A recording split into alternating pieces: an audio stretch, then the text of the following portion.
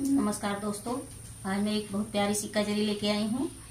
आप लोग मेरे चैनल को ज़्यादा से ज़्यादा सपोर्ट कीजिए और मेरे गाने को सब्सक्राइब कीजिए। झूला बंद करा बनवारी, हम घर मारी जइबे ना। झूला बंद करा बनवारी, हम घर मारी जइबे ना।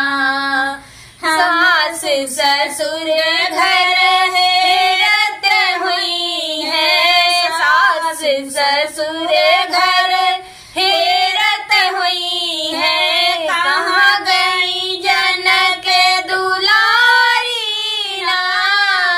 झूला बंद करा बनवारी, हम घर